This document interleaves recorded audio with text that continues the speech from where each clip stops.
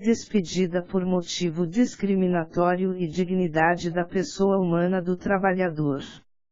Sérgio Torres Teixeira. Contextualização.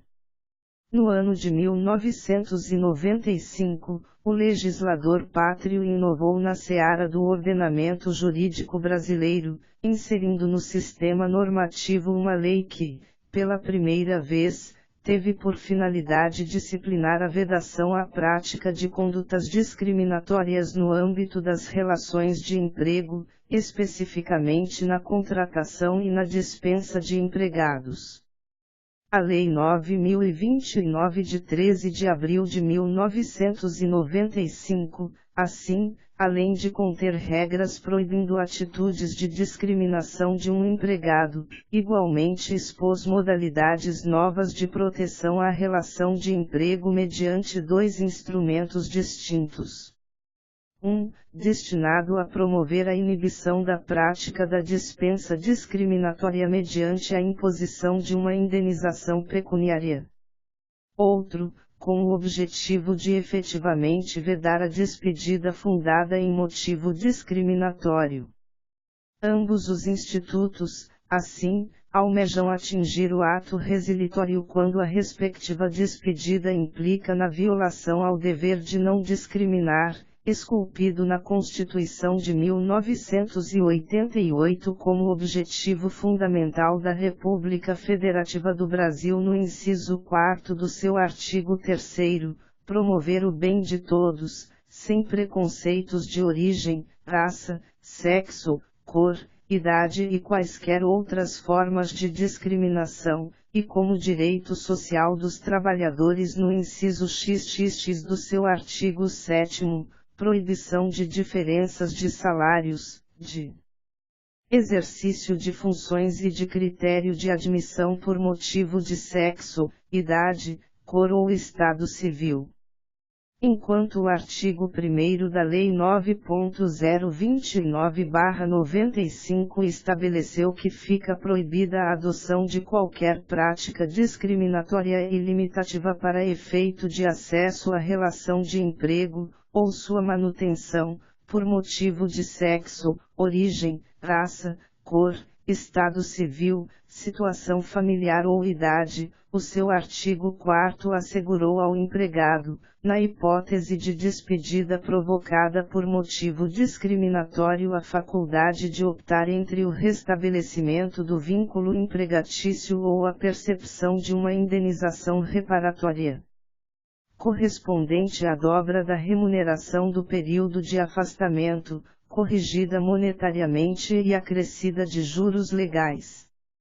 Em 2010, a Lei 12.288 alterou a redação do caput do artigo 4º, fixando o texto atualmente em vigor. Art. 4º O rompimento da relação de trabalho por ato discriminatório, nos moldes desta lei, além do direito à reparação pelo dano moral, faculta ao empregado optar entre a readmissão com ressarcimento integral de todo o período de afastamento, mediante pagamento das remunerações devidas, corrigidas monetariamente, acrescidas dos juros legais. Segunda, a percepção, em dobro, da remuneração do período de afastamento, corrigida monetariamente e acrescida dos juros legais. Caracterizada a dispensa por ato discriminatório, usualmente por meio de processo judicial ajuizado pelo obreiro mediante ação trabalhista, a Lei 9.029 de 1995 assegura ao empregado o direito de optar pela invalidação da despedida, com o consequente retorno do obreiro ao seu antigo posto empregatício, sem prejuízo da percepção de uma indenização em face aos danos extrapatrimoniais sofridos em face ao respectivo ato abusivo. Caso escolhida a segunda opção, entretanto, além da indenização compensatória prevista na Lei 8.036/90 e eventual indenização por danos morais, o empregado vítima da discriminação fará jus a uma indenização especial, correspondente a 2 vezes a remuneração devida durante o período compreendido entre a dispensa e a declaração judicial da prática discriminatória, devidamente atualizada. Tal indenização especial, destarte, revela uma finalidade igualmente especial, destinando-se a coibir a dispensa abusiva, praticada com fundamento em motivo discriminatório. Por ser a despedida discriminatória uma dispensa especialmente abusiva, contrária aos mais elementares princípios sociais, os prejuízos provocados por sua prática transcendem a relação de emprego, atingindo interesses de toda a coletividade. Com a sua prática, não apenas o empregado discriminado, mas igualmente o Estado e a própria sociedade se tornam vítimas de ato contrário aos bons costumes e aos postulados básicos da vida em comum. Almejando inibir ao máximo a concretização de atos de tal natureza, o legislador pátrio criou uma medida inibitória específica, destinada a obstaculizar a sua efetivação, punir a violação ao dever de todo cidadão de não discriminar, e, ainda, reparar os danos decorrentes de uma conduta nociva ao ideal da vida em sociedade. O novo instituto corresponde, portanto, a uma medida cujo conteúdo difere da causa que enseja o direito à indenização compensatória típica da legislação atualmente em vigor, a multa fundiária prevista na Lei 8.036 de 1990, que a sua presença não exclui a percepção desta última. Ambas as modalidades coexistem em perfeita harmonia, sem se confundirem, por revelarem causas e finalidades semelhantes, mas não idênticas. A espécie de indenização especial prevista no inciso 2º do artigo 4º, entretanto, apenas inibe a prática da dispensa discriminatória mediante uma imposição de uma reparação pecuniária. A outra medida criada pela Lei 9.029 de 1995, por sua vez, corresponde a um instituto efetivamente apto a resguardar a dignidade humana do trabalhador ao impedir a prática da despedida fundada em motivo discriminatório, ou, ao menos, permitir a invalidação de uma dispensa abusiva em 3 moldes, ensejando a restituição do vínculo de emprego ilicitamente desfeito de forma abusiva. A morfologia de tal medida de proibição de dispensa discriminatória, por sua vez, será o objeto nuclear do presente trabalho. 2. Dignidade humana do trabalhador e princípios da igualdade e da não discriminação. A Constituição da República Federativa do Brasil, no seu artigo 1º, ao relacionar os fundamentos do seu Estado democrático de direito, inclui no respectivo elenco a dignidade da pessoa humana, acrescentando ainda no inciso 4º de tal dispositivo da Carta Política o valor social do trabalho como alicerce da sua sociedade. A dignidade humana do trabalhador, destarte, se apresenta como um dos pilares do direito constitucional do trabalho, gerando para o empregador um dever absoluto de respeitar a dignidade humana do seu empregado. E inclusa em tal dever se encontra a necessidade de seguir os princípios da igualdade e da não discriminação no âmbito da relação de emprego. O legislador constituinte, entretanto, não positivou de forma nominal estes princípios, transformando-os em preceitos legais explícitos, como fez com os postulados orientadores da administração pública no artigo 37 da Constituição. Preferiu estipular tais cânones indiretamente, no espírito das suas letras, estabelecendo objetivos e fixando regras, que, na realidade, tornam obrigatória a obediência aos princípios da igualdade e da não discriminação. Não há no texto constitucional, assim, dispositivo afirmando explicitamente que todos devem necessariamente se submeter aos postulados da igualdade e da não discriminação. Mas existe na Carta Política, por outro lado, preceitos estabelecendo normas nos quais se extrai a exigência de seguir as respectivas diretrizes. Nesse sentido, estabelecem os artigos 3º e 5º da Constituição de 1988, respectivamente, que constituem objetivos fundamentais da República Federativa do Brasil. Quarta, promover o bem de todos, sem preconceitos de origem, raça, sexo, cor, idade e quaisquer outras formas de discriminação e que todos são iguais perante a lei, sem distinção de qualquer natureza. Em que consistem, contudo, tais postulados da igualdade e de não discriminação? O vocábulo igualdade, oriunda do latim equalitate, etimologicamente significa paridade, uniformidade, identidade. Também representa a relação entre os indivíduos em virtude da qual todos eles são portadores dos mesmos direitos fundamentais que provêm da humanidade e definem a dignidade da pessoa humana. O princípio da igualdade, ou da isonomia, representa um dos cânones de mais difícil tratamento jurídico dentro da seara da moderna jurisprudência. Segundo Alice Monteiro de Barros, atribui-se a inserção do princípio da igualdade entre os homens ora aos estoicos, ora ao cristianismo, cabendo a Rousseau admitir a igualdade jurídica na filosofia do século XVIII, que triunfou com a Revolução Francesa de 1789. Nesta, o postulado representou a reação do povo francês à desigualdade traduzida pelos privilégios e regalias desfrutadas pela nobreza e o clero. À luz da Declaração dos Direitos do Homem e do Cidadão, assim, restou consagrada a ideia de que todos os seres humanos nascem e permanecem iguais em direito. O conceito de igualdade, entretanto, envolve uma concepção relacional, uma vez que exige uma interpretação comparativa entre os agentes em relação aos quais se almeja aplicar a respectiva regra de isonomia, bem como uma conscientização histórica, já que não pode ser entendido em caráter absoluto, dado a sua estreita vinculação com o momento pelo quase passa a sociedade que o promove.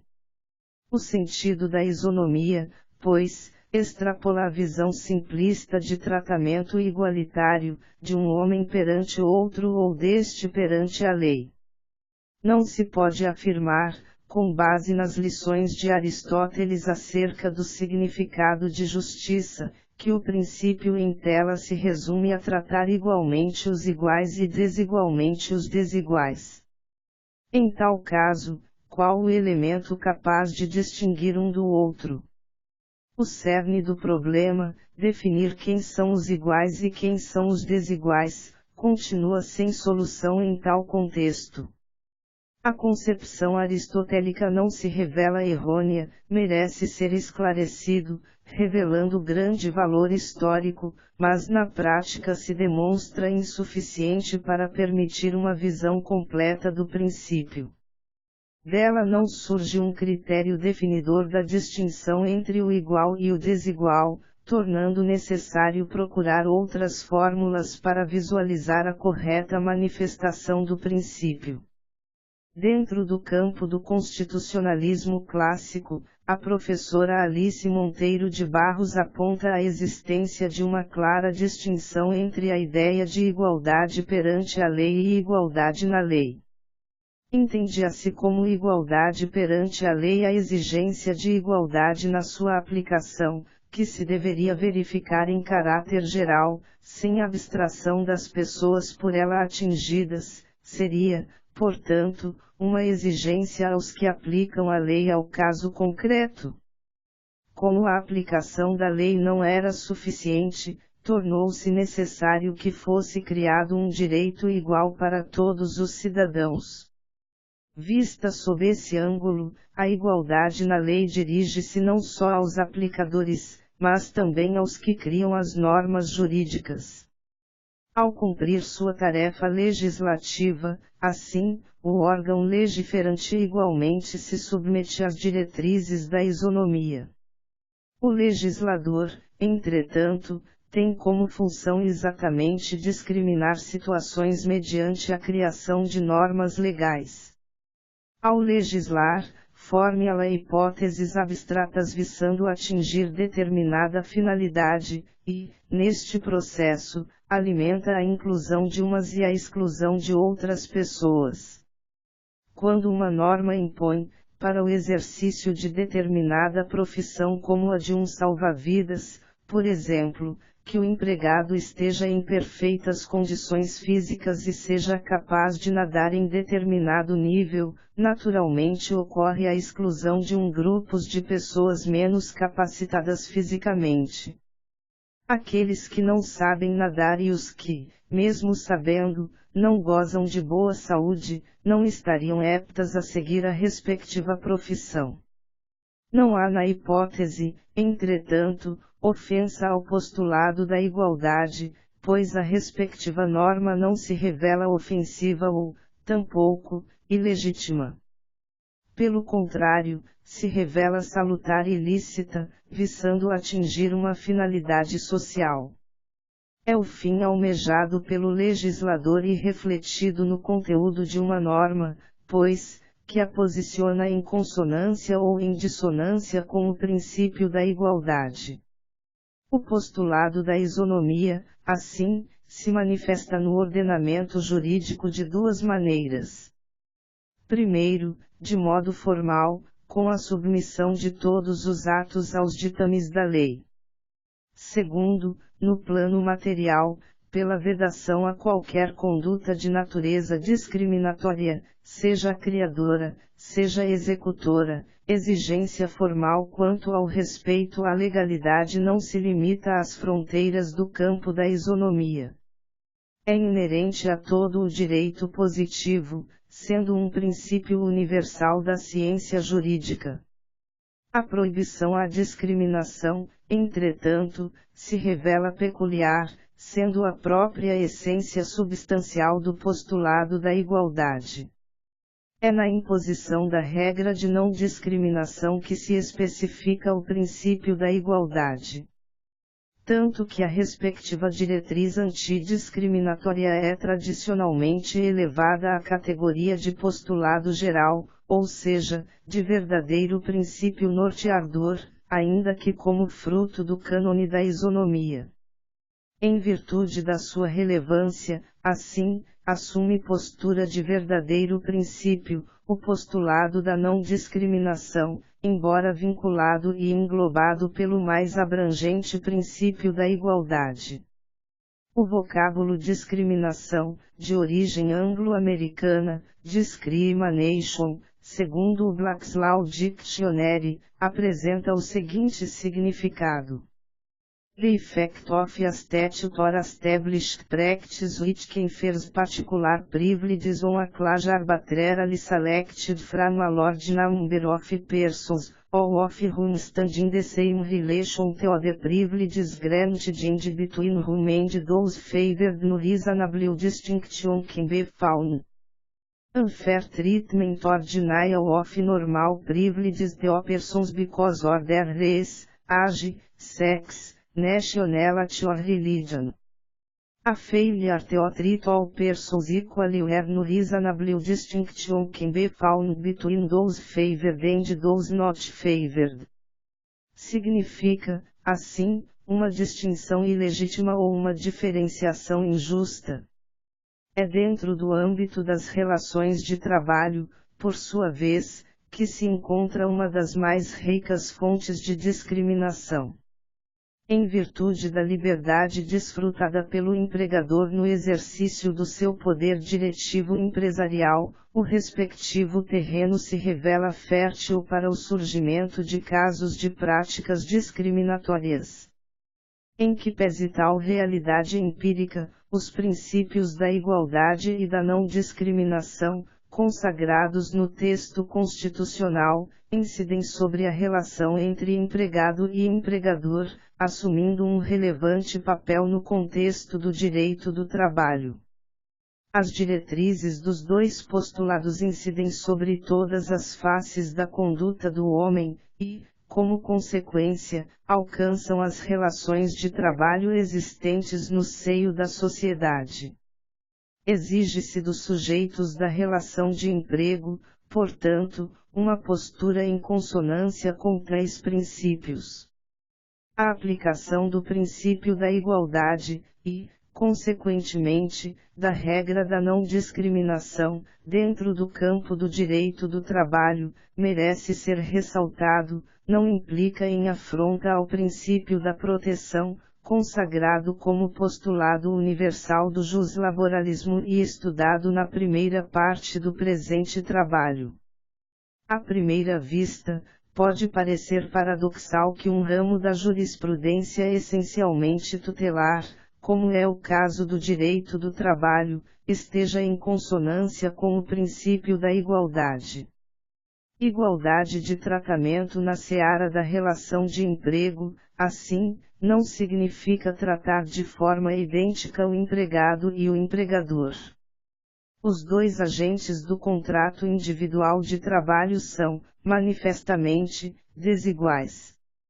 Formal e materialmente. Conforme foi anteriormente examinado, à luz do princípio da proteção, o empregado recebe um tratamento especial por parte do legislador, sendo beneficiado por mecanismos visando compensar a sua inferioridade econômica diante do empregador. Com uma maior proteção jurídica ao sujeito hipossuficiente, assim, se busca equilibrar uma relação entre desiguais. Tal forma de tratamento diferenciado, por sua vez, se revela legítimo, em virtude da sua finalidade, acolhida pelo ordenamento jurídico. Através de tal forma de intervenção legislativa, se almeja criar uma situação de igualdade proporcional entre as partes da relação de emprego, protegendo o lado mais fraco e permitindo o desenvolvimento do liame em condições ao menos aceitáveis, especialmente quando comparadas àquelas existentes à época da chamada questão social. Como bem lecionou Rui Barbosa, na sua oração aos moços, o postulado da igualdade não consiste senão em quinhoar desigualmente os desiguais, na medida em que se desigualam. Nesta desigualdade social, proporcionada à desigualdade natural, é que se acha a verdadeira lei da igualdade. O mais são desvarios da inveja, do orgulho, ou da loucura. Tratar com desigualdade a iguais, ou desiguais com igualdade, seria desigualdade flagrante, e não igualdade real. Para corrigir uma desigualdade, enfim, tornou-se necessário criar outra. A aplicação do princípio da igualdade na esfera do direito do trabalho, entretanto, se revela mais marcante quando analisado sob o prisma da atuação do empregador perante os membros da classe operária. Ou seja, sob a ótica da imposição do postulado da não discriminação sobre toda a conduta patronal. O empregado, antes de tudo, é um ser humano. Um ser humano que trabalha, colocando o seu suor para servir o empregador, e, em última análise, a própria sociedade. Como tal, está assegurado o direito a um tratamento isonômico pelo Estado e pelos seus pares. O postulado da igualdade entre os homens, portanto, não se limita a um aspecto da vida do homem, mas circunscreve toda a vida social, inclusive o âmbito laboral. Por via de consequência, os efeitos da violação dos seus preceitos extrapolam a relação individual entre o empregado e o empregador, alcançando interesses maiores do Estado e da sociedade. A conduta discriminatória do empregador, em três termos, tem por finalidade prejudicar de modo ilícito um empregado em particular ou um grupo de empregados, no tocante à contratação, ao desenvolvimento da relação ou ao próprio exercício da função laborativa. Na discriminação patronal, uma distinção ilegítima é feita pela entidade empregadora em relação a empregados, de forma a gerar uma diferença de tratamento sem justificativa, em prejuízo ao princípio da isonomia. Havendo uma diferenciação fundamentada em motivo legítimo, como aquele oriundo da exigência de determinada qualificação efetivamente necessária para o regular exercício de certa profissão, a distinção é considerada lícita, inexistindo discriminação.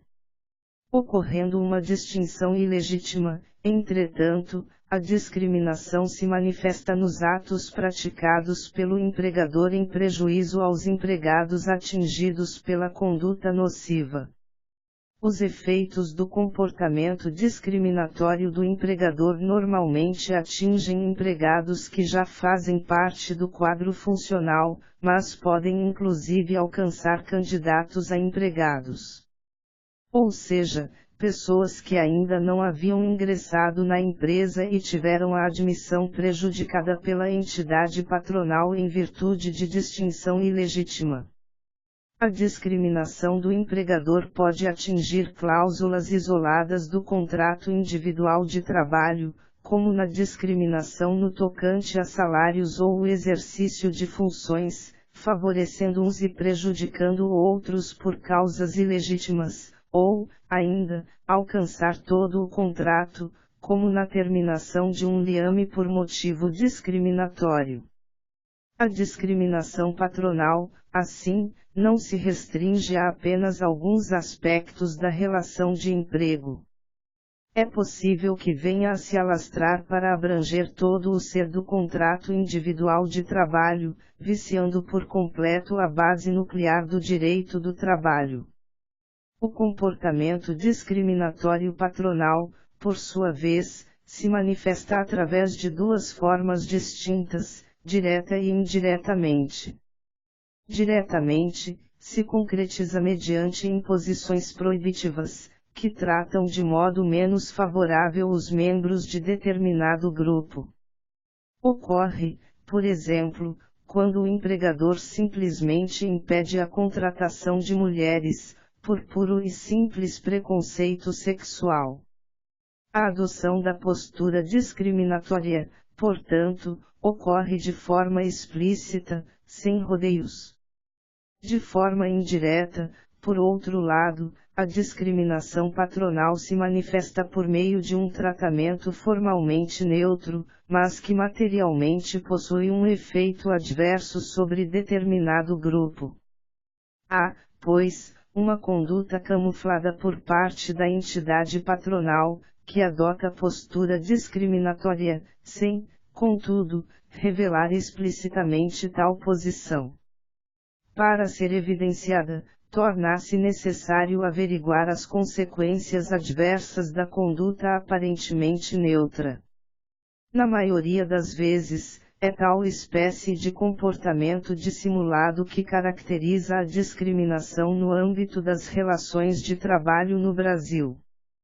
Quando adota uma posição contrária ao princípio da não discriminação, ao invés de assumir diretamente a postura, via de regra o empregador pátrio utiliza a via indireta para alcançar o seu objetivo. Seja de modo direto ou de forma indireta, a manifestação de conduta discriminatória pelo empregador se encontra vedada à luz das diretrizes dos postulados em análise, acolhidos pelo legislador pátrio.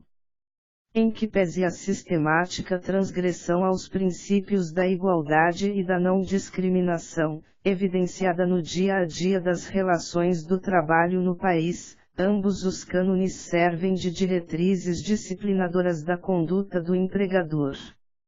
E a aplicação dos mesmos, se não for observado imediata e espontaneamente pela entidade patronal, poderá, caso haja a devida provocação, ser aplicado coercitivamente pelo Estado juiz. Inclusive no tocante ao exercício do direito de despedir. 3. Medidas de proibição à discriminação no âmbito da relação de emprego.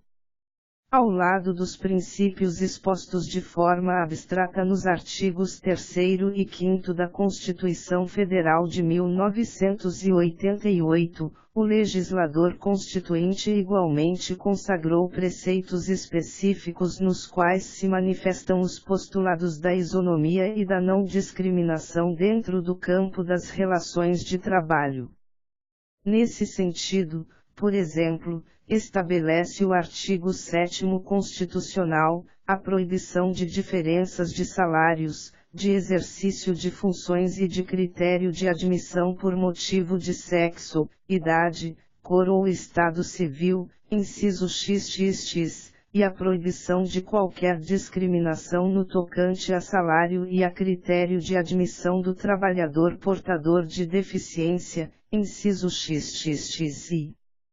De acordo com tais dispositivos, assim, o empregador não pode estabelecer medidas discriminatórias, em virtude de deficiência, sexo, idade, cor ou estado civil, quanto às contratações a serem realizadas e no tocante às contraprestações a serem percebidas pelos empregados admitidos.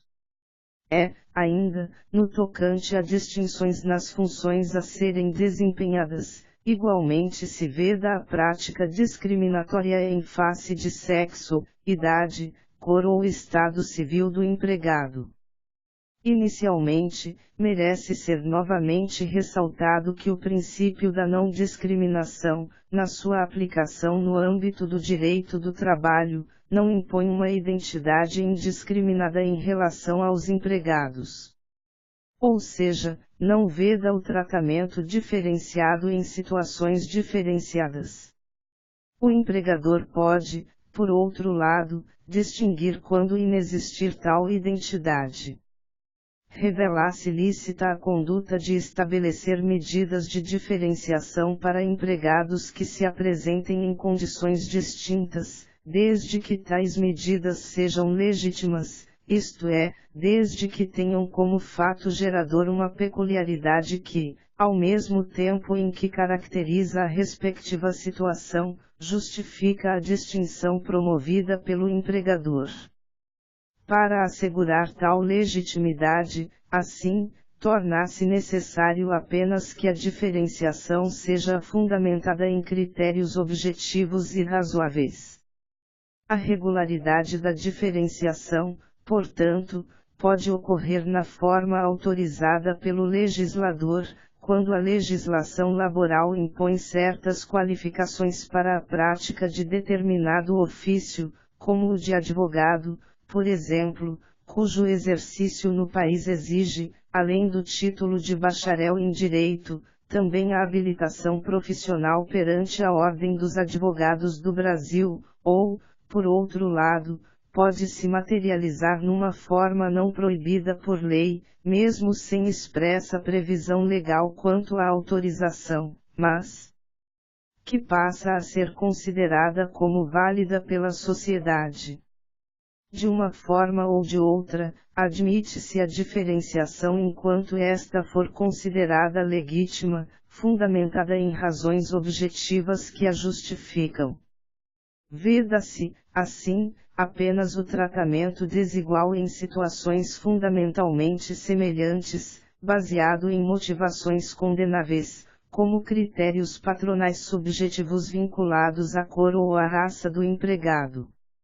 Nesse sentido, é perfeitamente admissível que um empregado venha a perceber salário superior a um colega, quando aquele se encontra em posição empregatícia distinta e a sua contraprestação maior decorre de circunstâncias peculiares que justificam tal diferenciação. O artigo 461 da CLT, que disciplina a questão da isonomia salarial entre empregados no âmbito da legislação trabalhista pátria, por exemplo, exige uma série de pressupostos para autorizar a equiparação salarial entre dois empregados, dentre os quais se incluem o exercício de idêntica função, com igual produtividade e perfeição técnica, para o mesmo empregador no mesmo local de trabalho. Sem o preenchimento concomitante de tais requisitos, assim, prejudicada estará a pretensão à equiparação salarial em relação ao paradigma que percebe salário superior, uma vez que a diferença entre as contraprestações será considerada como resultante de uma distinção legítima. De igual forma, não representa uma forma de discriminação contra o portador de deficiência física, por exemplo, a exigência de perfeitas condições físicas para a contratação de empregados, quando se trata de um empregador que atua no ramo da atividade esportiva com atletas profissionais. Não se pode qualificar como discriminatória, assim, a conduta de um clube de futebol que somente admite no seu quadro jogadores sem problemas físicos capazes de afetar o seu desempenho atlético, por ser tal qualidade algo indispensável ao exercício da respectiva atividade profissional. Uma análise mais cuidadosa dos incisos XXX e XXX e em tela, após a compreensão do acima exposto, revela dois outros aspectos das normas proibitivas estabelecidas pelo legislador. Primeiro, uma aparente limitação aos motivos considerados como de cunho discriminatório. Segundo, uma aparente restrição quanto aos atos que serão submetidos à disciplina antidiscriminatória. As impressões oriundas de uma primeira leitura, contudo, podem ser superadas mediante uma reflexão mais profunda acerca do conteúdo dos respectivos institutos. Quanto à primeira questão, os dispositivos constitucionais em exame tratam de forma explícita apenas a discriminação por motivo de sexo, idade, cor, estado civil ou deficiência. As letras do legislador, pois, apresentam um campo limitado. Não incluem outros fatores de discriminação como a raça, a preferência sexual, a origem familiar, a ideologia política, a fé religiosa, a naturalidade, etc. No tocante ao segundo aspecto, as letras dos mesmos preceitos constitucionais tratam apenas da discriminação referente a salários, exercício de funções e admissões de empregados, deixando à margem outras questões do contrato individual de trabalho. Como a terminação do pacto laboral, quanto ao exercício do direito de despedir pelo empregador, inclusive.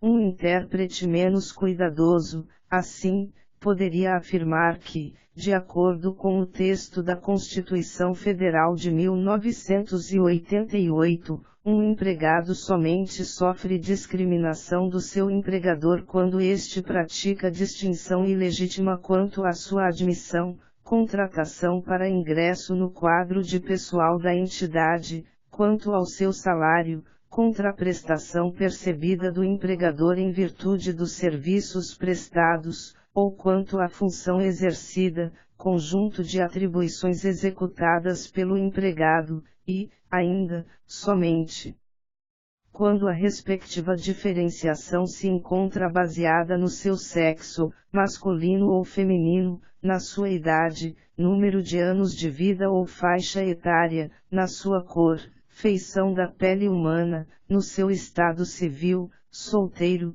casado, viúvo, separado ou divorciado, ou em alguma deficiência, física ou mental, que o caracteriza. Evidente seria o equívoco de uma afirmação de tal natureza. A vedação à discriminação não se sujeita a tais limites. Para se chegar a tal constatação, suficiente é uma análise de outros dispositivos da própria Carta Magna.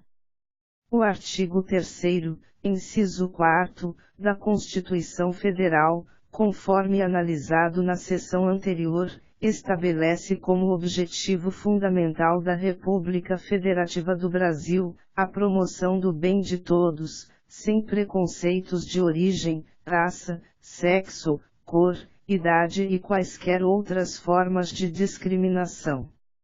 O respectivo dispositivo, assim, após acrescentar ao elenco acima citado mais uma modalidade expressa de discriminação, a racial, assume uma posição antagônica a qualquer outra forma de distinção ilegítima, sem delimitar a aplicação de tal regra a este ou aquele tipo de ato. O artigo 5º da Carta Política, por sua vez, igualmente assegura a ampla incidência dos postulados da igualdade e da não discriminação. Primeiro, ao consagrar no seu caput que todos são iguais perante a lei, sem distinção de qualquer natureza, abrangendo tanto aos brasileiros como aos estrangeiros residentes no país. O dispositivo, assim, após expressamente vedar qualquer espécie de distinção ilegítima, implicitamente proíbe a discriminação em virtude de nacionalidade, ressalvado, logicamente, as exceções previstas na própria Constituição, como, por exemplo, a limitação de acesso a cargos, funções e empregos públicos aos brasileiros, nos termos do artigo 37, inciso I. Novamente, destaca-se, não são impostos limites quanto à espécie de atos incluídos na vedação à conduta discriminatória. Em seguida, no mesmo artigo 5º, o legislador constituinte estipulou uma nova vedação genérica no seu inciso XLI, a lei punirá qualquer discriminação atentatória dos direitos e liberdades fundamentais. Tal proibição punitiva, portanto, além de alcançar qualquer forma de manifestação de discriminação prevista explícita ou implicitamente na legislação, abrange todos os direitos e liberdades fundamentais do indivíduo. Tais dispositivos de conteúdo abstrato, entretanto, não esgotam as normas proibitivas de discriminação, encontradas na legislação pátria.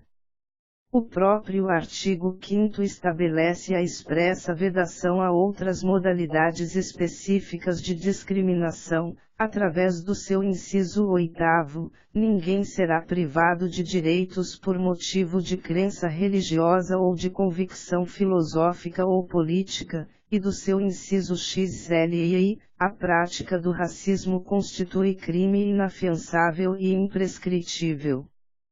Enquanto este reforça a proibição à discriminação racial, assim, aquele veda a discriminação de ordem religiosa, política ou filosófica.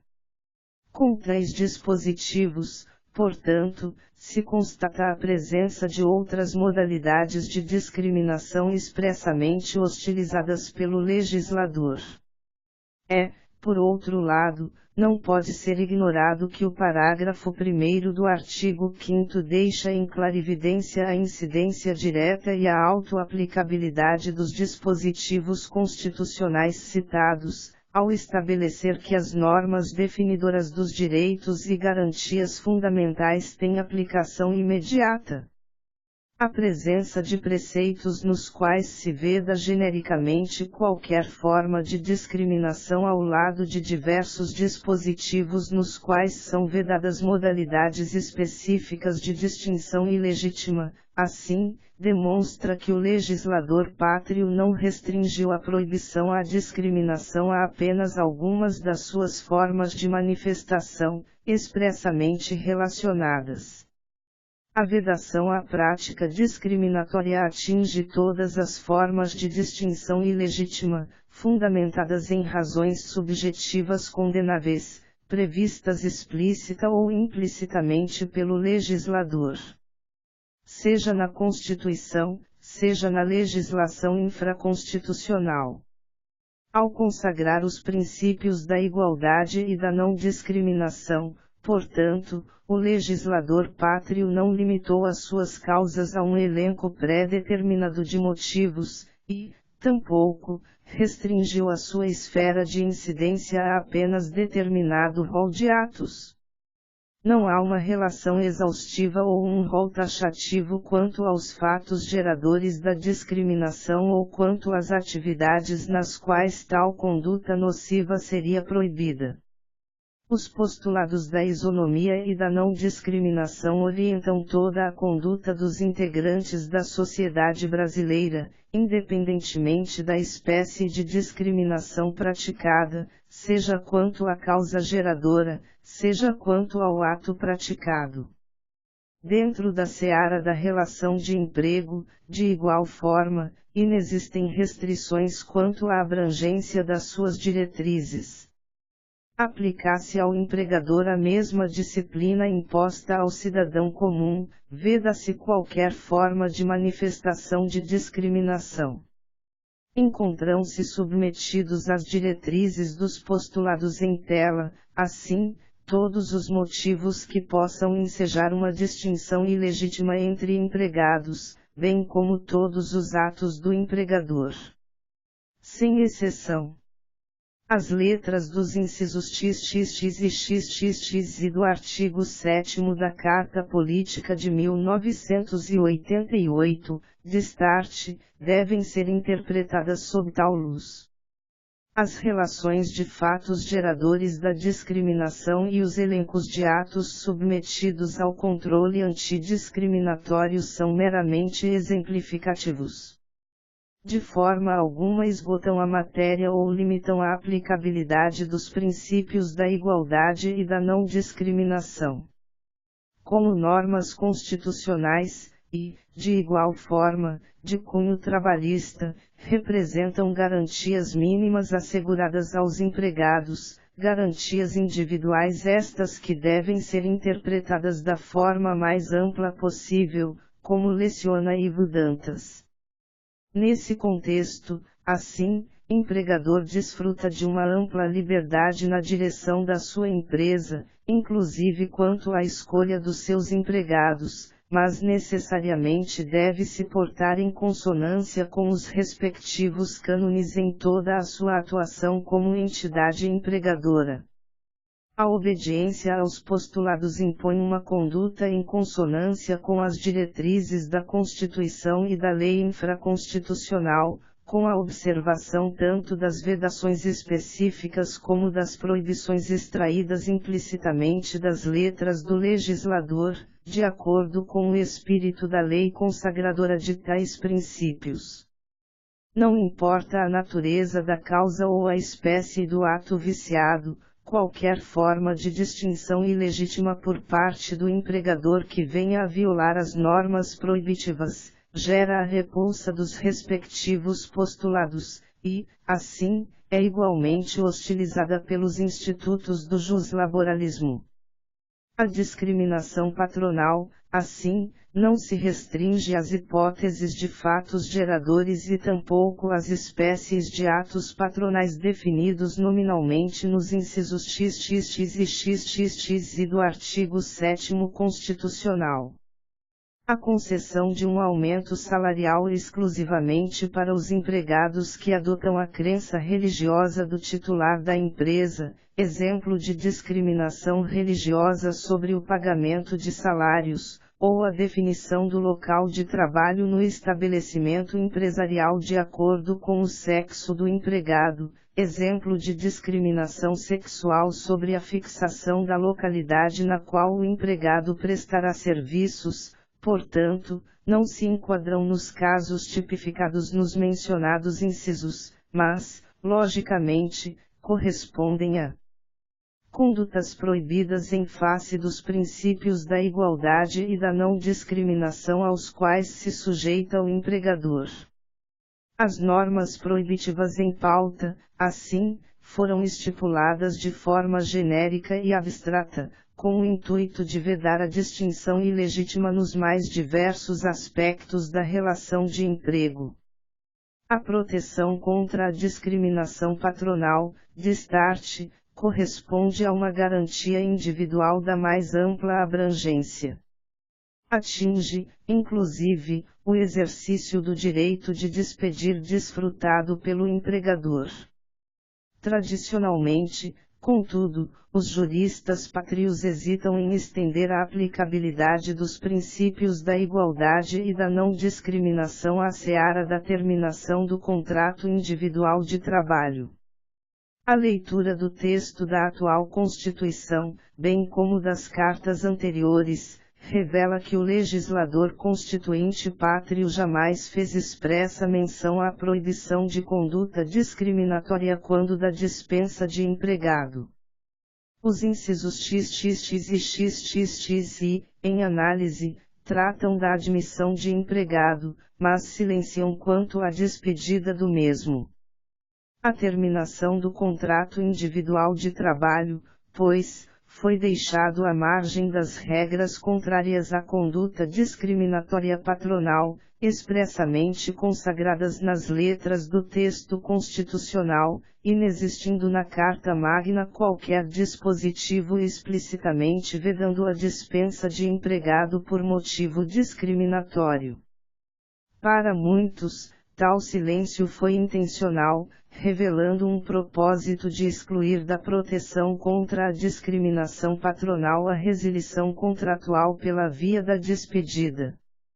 O legislador constituinte teria considerado a dispensa por motivo discriminatório como uma simples espécie de despedida sem justa causa, sem gerar efeitos diversos desta última, e, assim, sem merecer um tratamento legal especial, estando sujeita às mesmas medidas inibitórias e, eventualmente, restritivas, aos quais se submete o gênero. Mesmo em face da lacuna constitucional, entretanto, algumas vozes isoladas adotaram posição antagônica àquela. De uma forma ainda tímida, apontavam os motivos acima expostos, argumentando que independe de regulamentação infraconstitucional a ampla aplicação dos princípios da igualdade e da não discriminação no âmbito da relação de emprego, inclusive no tocante ao exercício do direito de despedir do empregador. Defendiam, assim, a possibilidade de se anular os atos resilitórios praticados em violação a tais postulados. Os fundamentos que serviam de alicerce a esta última tese, por seu turno, são por demais óbvios. A dispensa discriminatória, indiscutivelmente, corresponde a uma forma de despedida peculiarmente abusiva. Não apenas por violar um direito trabalhista do empregado, mas igualmente por transgredir um direito individual fundamental do obreiro enquanto cidadão. É, também, por representar uma ofensa a um interesse do Estado e da própria sociedade brasileira. É o seu ato motivador, pois, que enquadra a respectiva despedida como verdadeiro abuso de direito. Ao dispensar o empregado por motivo discriminatório, o empregador está exercendo o seu direito de despedir de forma não apenas arbitrária, ou seja, sem causa econômica, financeira, disciplinar, técnica ou outra prevista em lei como justificadora, mas também de forma verdadeiramente abusiva. Há um evidente abuso de direito por parte do empregador, que exerce de modo ilegítimo um direito, abstratamente, legítimo. A resilição contratual se efetiva de modo contrário à sua finalidade, pois não se visa apenas por fim a uma relação de emprego, mas sim prejudicar um empregado por motivo discriminatório, punir o mesmo com o desemprego em virtude de visão preconceituosa da entidade patronal. Mesmo sendo, abstratamente, legítimo o direito de despedir, exercido em tais moldes o direito se revela irregular e anormal, em completo desvio da sua função social. Há na sua realização, pois, uma feição excessivamente antissocial, contrária não apenas aos princípios do direito do trabalho, mas igualmente antagônico aos mais basilares interesses do Estado e de toda a sociedade.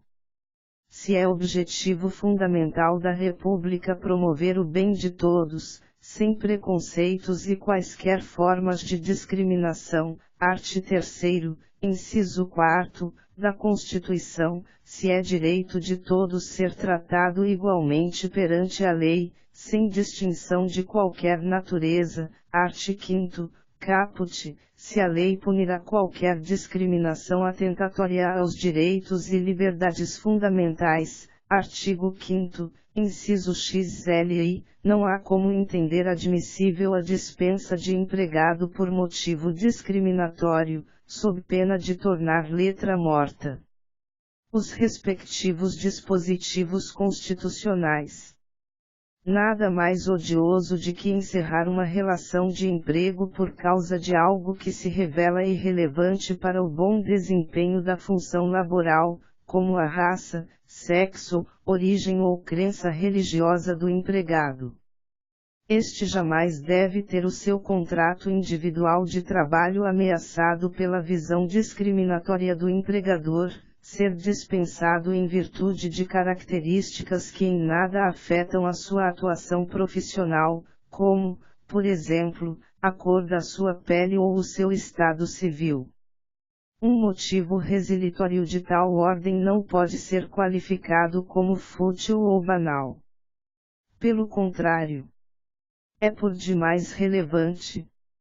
Mas a sua importância decorre do fato de representar tal causa um atentado contra uma série de direitos individuais do empregado despedido e, especialmente, uma violação a interesses estatais e sociais.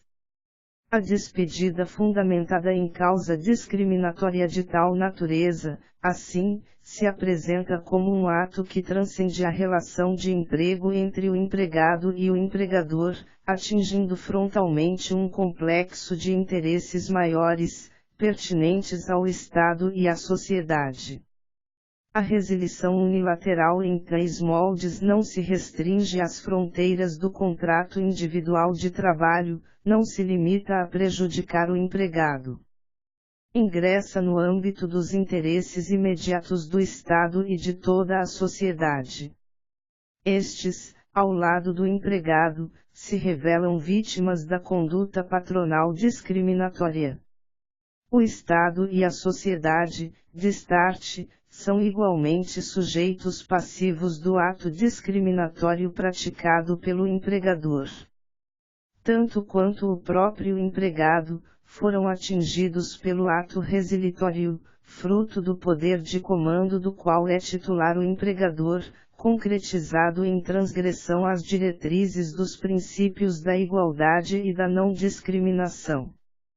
É, consequentemente, o exercício do direito de despedir, quando fundamentado em causa discriminatória, enquadra-se como ato de abuso de direito. Somente tal situação, portanto, seria suficiente para justificar a anulação da dispensa praticada por motivo discriminatório, mesmo sem a expressa previsão legal. A respectiva tese, lamentavelmente, não encontrou boa acolhida nas obras doutrinárias, e, menos ainda, nos tribunais do trabalho. Existiram alguns raros escritos na literatura especializada, e, ocasionalmente, alguma decisão judicial isolada, tratando da temática. Mas quase sempre de forma meramente superficial, sem uma abordagem mais profunda. Conservadores ou tímidos, os doutrinadores e magistrados na sua grande maioria preferiram adotar o caminho menos vulnerável a críticas, e, assim, argumentavam que, para anular uma dispensa discriminatória, seria imprescindível a existência de lei infraconstitucional expressamente estipulando a anulabilidade da despedida praticada em tais moldes. A ideia de que os preceitos constitucionais respeitantes aos direitos, liberdades e garantias são diretamente aplicáveis, como leciona o professor José Alfredo de Oliveira Baracho, não foi admitida como regra no tocante à aplicação direta e imediata dos princípios da igualdade e da não discriminação dentro da seara da terminação contratual e, especificamente, no âmbito da disciplina do exercício do direito de despedir. Com a edição da Lei 9.029 de 13 de abril de 1995, entretanto, tal realidade foi alterada. E o estudo desta norma legal será realizado a seguir. 4. Concretização da dignidade humana do trabalhador mediante a invalidação da dispensa discriminatória. O legislador pátrio de 1995 introduziu no ordenamento dogmático brasileiro uma lei infraconstitucional destinada a encerrar antigas polêmicas e fixar as diretrizes sobre a disciplina legal da dispensa abusiva, mas que, na realidade, após anos de vigência, se revela ainda subutilizada, ou, até, mesmo, desprezada pelos operadores do direito do trabalho no Brasil. A Lei 9.029, de 13 de abril de 1995, editada com o intuito de, conforme sua ementa, proibir a exigência de atestados de gravidez e esterilização, e outras práticas discriminatórias, para efeitos admissionais ou de permanência da relação jurídica de trabalho, representa uma medida proibitiva ainda não compreendida satisfatoriamente, mesmo com mais de 20 anos de vigência. O desconhecimento é evidente. Na literatura especializada, escassas são as publicações tratando da respectiva norma. Na jurisprudência dos tribunais do trabalho, menor ainda é o número de decisões alicerçadas na mencionada lei. Os próprios empregados e suas entidades representativas, na sua maioria, se encontram em completa ignorância quanto ao conteúdo de tal lei. Seja pela escassa divulgação quanto à sua existência ou falta de vontade política em tornar efetiva tal norma, seja pela dificuldade para pôr em prática o seu teor, a Lei 9.029 se apresenta como uma lei esquecida. Mas representa, na realidade, um marco histórico para o juslaboralismo brasileiro.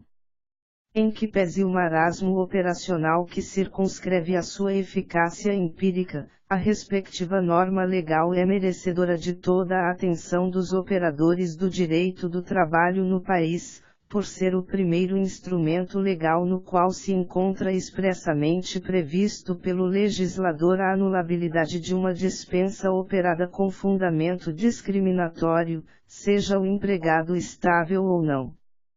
Constitui, pois, a primeira medida proibitiva de dispensa abusiva explicitamente consagrada na letra da lei, e, de start, representa um passo importante em direção a um novo modelo de controle sobre o exercício do direito de despedir do empregador.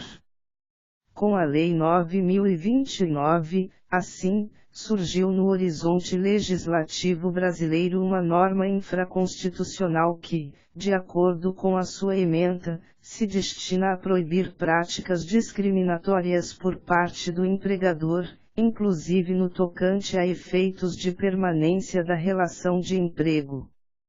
Em seu bojo, de start, tal lei ordinária introduziu ao direito dogmático pátrio, de forma expressa e inequívoca, uma nova medida restritiva do exercício do direito de despedir, direcionada precisamente à vedação à despedida abusiva por motivo discriminatório.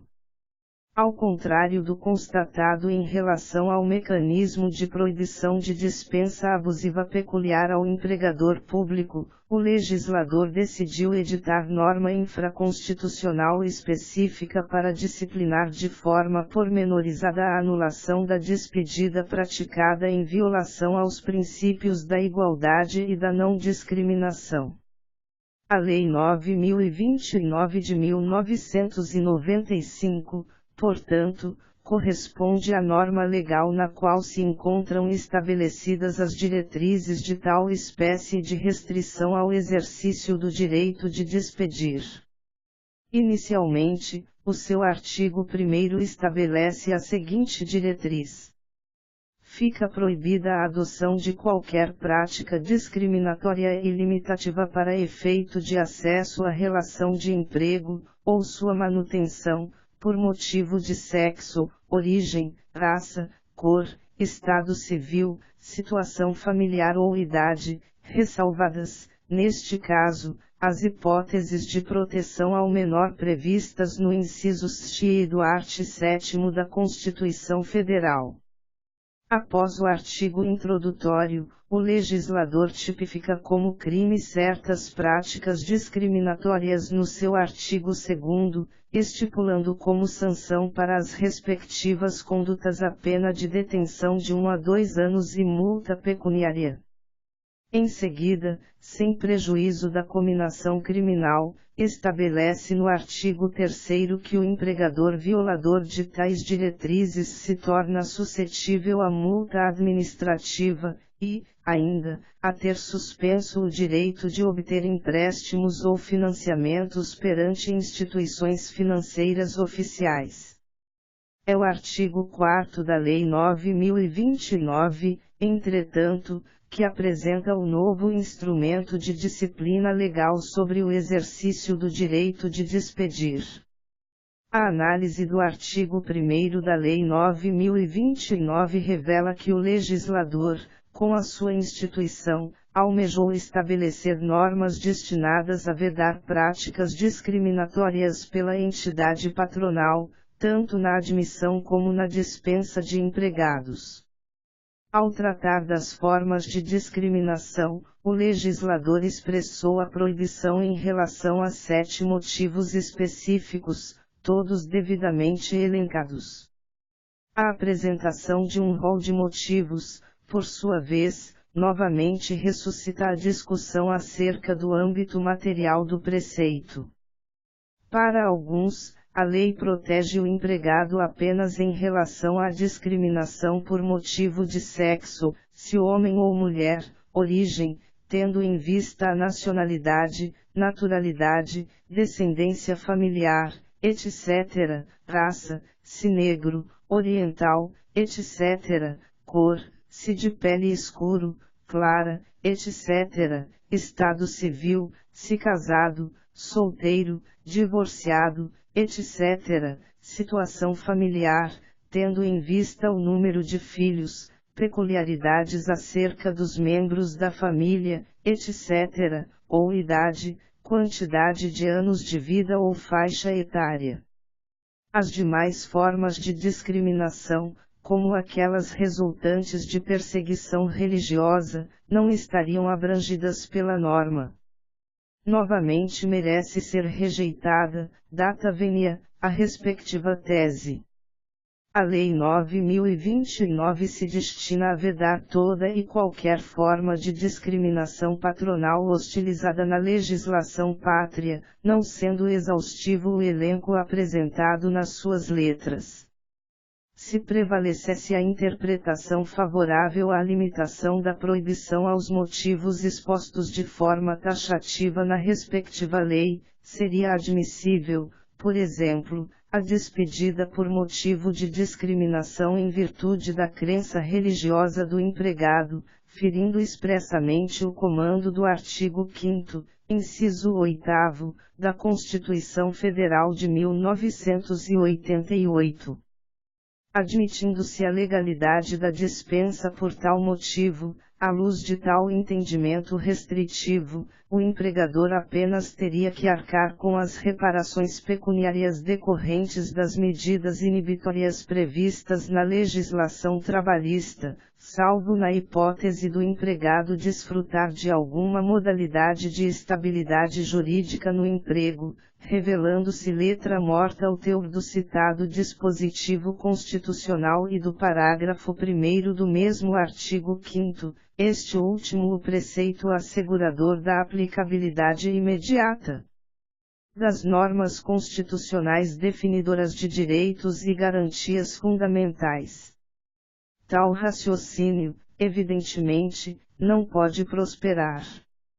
Uma despedida discriminatória é em três moldes, por motivo de crença religiosa, no exemplo apresentado, é inadmissível, exatamente por ser contrária ao ordenamento jurídico pátrio, implicando numa violação direta a preceito da Carta Magna. Sendo constitucionalmente vedada a discriminação por motivo de crença religiosa, não há como admitir como lícita uma despedida efetivada com fundamento em três fatores. O que leva, consequentemente, ao reconhecimento da fragilidade da tese restritiva. Exige-se, assim, a interpretação da norma infraconstitucional com base no texto constitucional. E não vice-versa. Deve prevalecer, destarte, como entendimento em harmonia com o ordenamento jurídico pátrio, o entendimento de que as regras protecionistas de Lei 9.029 de 1995 podem ser aplicadas, analogicamente, a outras situações nas quais se evidencia formas de discriminação, não tipificadas na letra da respectiva lei, mas vedada explícita ou implicitamente em outras normas legais nos planos constitucional e infraconstitucional. Após a promulgação da Lei 9.029, por sua vez, muitos doutrinadores passaram a defender a ideia de que o elenco previsto no artigo 1º não era exaustivo. Uma visão mais flexível, em tal sentido, se revela mais adequada ao espírito dos postulados da igualdade e da não discriminação consagrados pelo legislador constituinte. Sendo uma norma trabalhista, destinada a proteger o empregado hipossuficiente e, ainda, o Estado e a própria sociedade, a Lei 9.029 deve ser interpretada à luz dos princípios maiores estabelecidos na Constituição Federal.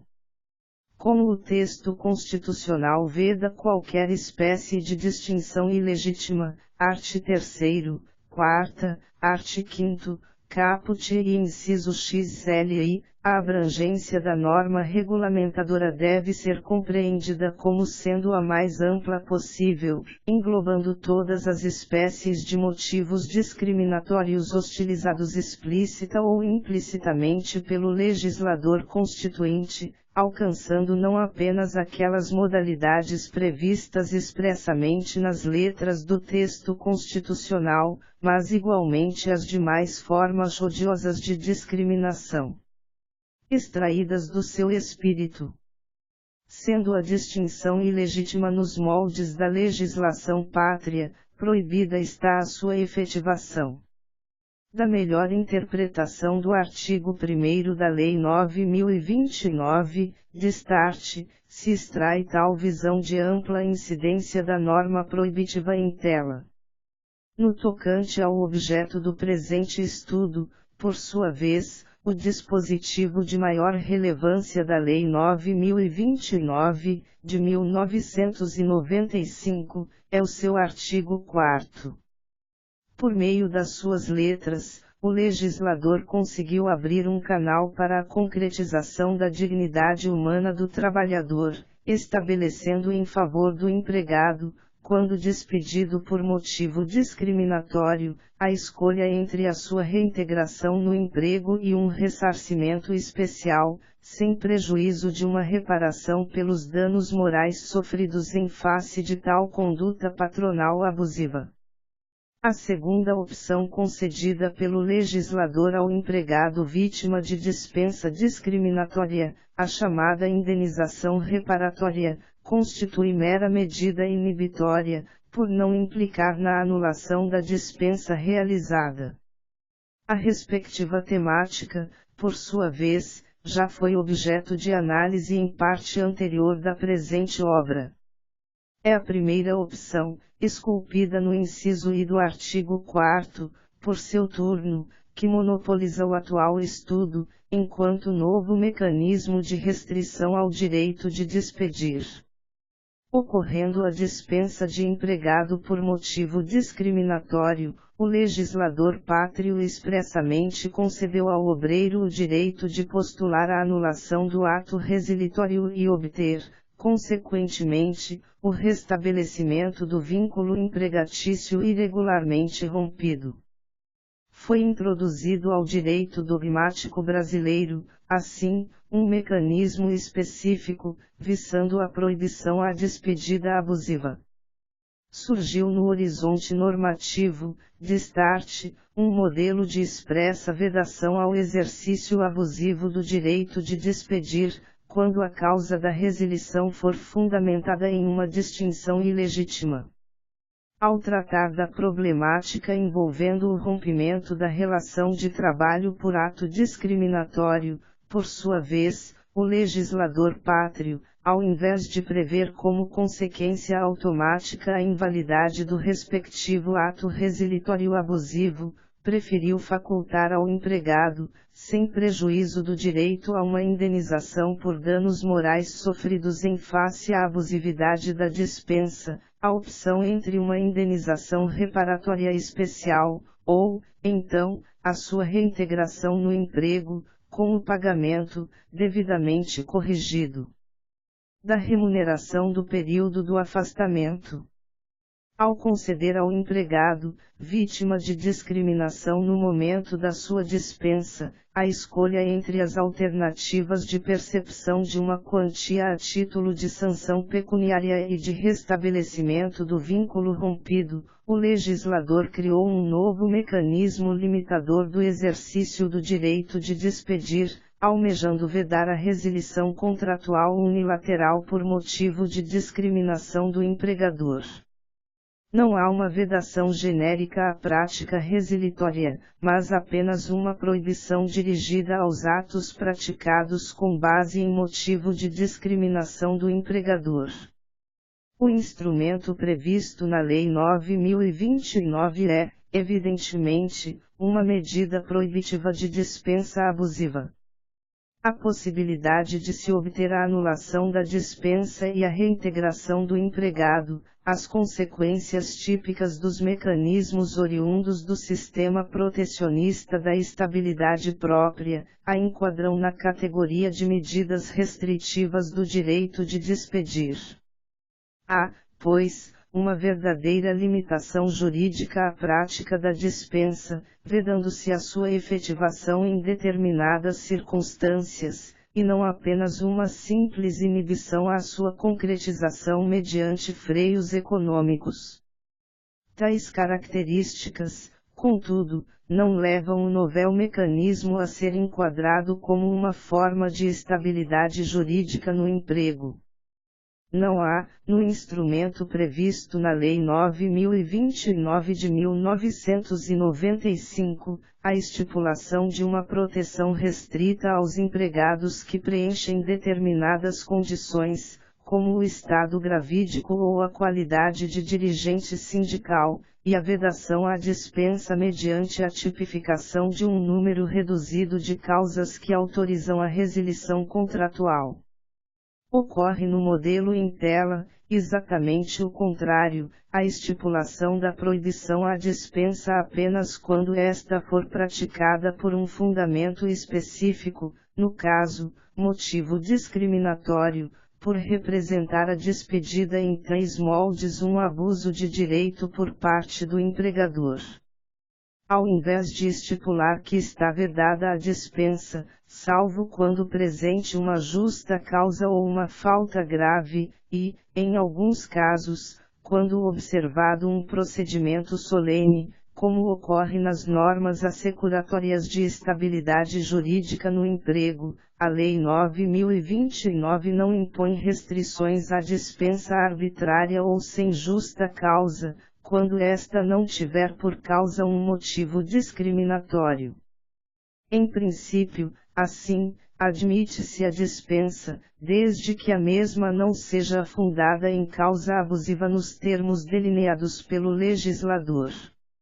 O protecionismo da Lei 9.029 de 1995, assim, alcança os empregados de uma forma geral, não sendo possível enquadrar o respectivo instrumento como uma nova modalidade de estabilidade jurídica no emprego. Enquanto é reduzido o número de empregados estabilitários no país, a lei entela alcança a generalidade dos trabalhadores sujeitos à legislação trabalhista consolidada. Nesse sentido, portanto, à luz da Lei 9.029 de 1995, é perfeitamente admissível a despedida sem justa causa. Apenas se impõe que tal causa, mesmo não sendo tipificada como justa pelo legislador, não tenha índole discriminatória, pois neste caso se tornará anulável. Exige-se para a incidência da citada norma legal, pois, apenas a existência de despedida fundamentada em motivo discriminatório. Ocorrendo o exercício do direito de despedir em 3 moldes, o ato resilitório se torna passível de anulação, incumbindo ao empregado formular a opção entre a indenização ressarcitória e a sua reintegração no emprego. Suficiente é a caracterização de uma dispensa discriminatória, por conseguinte, para surgir em favor do empregado, independentemente de qualquer qualidade pessoal deste, o direito de tornar ineficaz o ato resilitório. E o caminho até a anulação da dispensa será, naturalmente, através da via judicial. A Lei 9.029 não impõe ao empregado o ajuizamento de ação perante a Justiça do Trabalho, mas tal é o procedimento lógico a seguir para a solução do litígio gerado pela despedida irregular. Dificilmente o empregado conseguirá o seu retorno à empresa através de outra forma de composição de conflitos, como a negociação individual, com ou sem mediação, ou a arbitragem. A própria natureza da lide, dispensa em virtude de discriminação, cria embaraços a uma solução extrajudicial.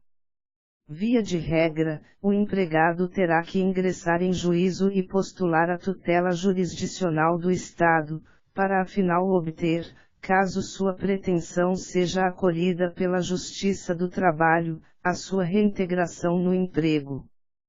Mediante a aplicação da medida prevista no primeiro inciso do artigo 4º da Lei 9.029 de 1995, assim, a dispensa discriminatória não é meramente inibida, mas sim proibida, restringindo-se de fato o respectivo direito patronal de resilir o contrato. A possibilidade de se anular o ato resilitório e determinar o retorno do empregado ao seu posto empregatício, portanto, eleva o Instituto ao plano de medida restritiva do exercício do direito de despedir. 5. Conclusões. Por meio do mecanismo disciplinado no artigo 4º da Lei 9.029 de 1995, destarte, o controle do exercício de tal direito é inicialmente realizado pelo legislador, de forma abstrata. Caso ocorra a inobservância espontânea dos ditames da lei em tela, o controle é efetivado coercitivamente no plano empírico mediante a sua imposição pelo Estado, pela via da atividade concretizadora dos órgãos jurisdicionais, quando o empregado ingressa em juízo com uma ação postulando a sua reintegração. A Justiça do Trabalho, por conseguinte, após invalidar a dispensa praticada por motivo discriminatório, deverá expedir o adequado mandado de reintegração forçada, restabelecendo a relação de emprego irregularmente rompida em violação aos princípios da igualdade e da não discriminação, consagrados no texto constitucional e na própria lei em tela. Por meio de tal operação, consequentemente, promove o Estado juiz a concretização do ideal de acesso à justiça mediante a materialização de uma tutela jurisdicional assecuratória do fundamento constitucional da dignidade humana do trabalhador.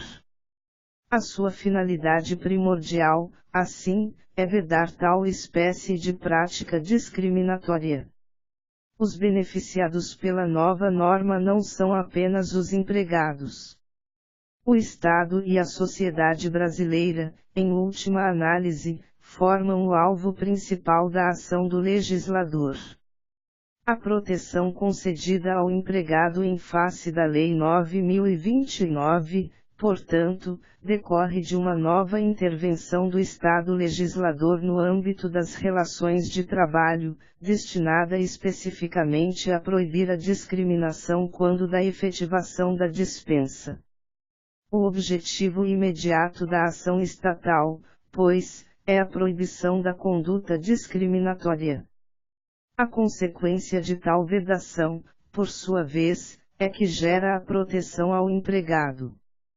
O Estado e a sociedade, assim, são os principais sujeitos passíveis da dispensa discriminatória.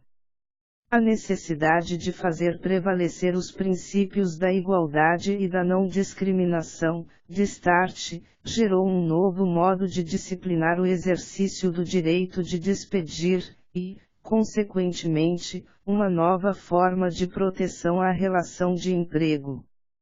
Foi, principalmente, a preocupação em proteger tais interesses maiores, assim, que levou o legislador a introduzir a novel medida ao campo da legislação trabalhista pátria. Mas as suas repercussões imediatas, como é de fácil percepção, ecoam intensamente no campo do direito do trabalho. Especialmente como forma de estimular a continuidade da relação de emprego. À luz de tais constatações, portanto, constitui a medida proibitiva do artigo 4º, caput C/C inciso I, da Lei 9.029 de 1995, um modelo normativo de expressa vedação à dispensa discriminatória, representando o primeiro mecanismo criado pelo legislador ordinário pátrio com a explícita finalidade de proibir o exercício abusivo do direito de despedir. A medida restritiva prevista na Lei 9.029 de 1995, por outro lado, igualmente revela o primeiro passo concreto do legislador brasileiro em direção a uma nova forma de disciplina do direito de despedir, chamada por alguns de dispensa sob controle, no caminho a um variante moderno do clássico sistema de estabilidade própria. Enquadrando-se como medida restritiva do direito de despedir, dentro do sistema protecionista da estabilidade própria, o instrumento previsto na Lei 9.029 de 1995 representa uma nova forma de manifestação do controle legislativo sobre a prática da dispensa, distinta das modalidades clássicas de estabilidade jurídica no emprego. Não há no novo modelo, assim, uma interferência minuciosa do legislador na seara da motivação do ato resilitório, através de uma tipificação prévia das causas autorizadoras da resilição contratual.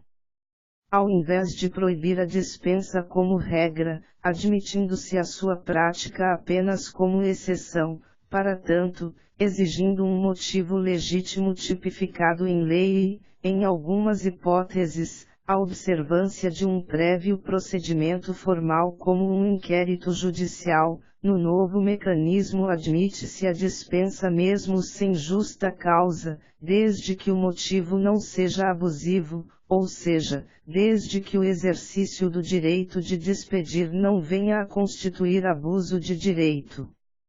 Continua a existir, pois, um controle sobre a prática da dispensa, mas sem uma intervenção excessiva do Estado quanto à exigência de uma ou outra causa específica, minuciosamente descrita pelo legislador, para lhe servir de fundamento. Há apenas a estipulação de motivos específicos que não poderão servir de causa para a dispensa, por representarem uma agressão direta a interesses maiores do Estado e da própria sociedade, e, assim, levarem a despedida a ser enquadrada como antissocial. Um verdadeiro abuso de direito.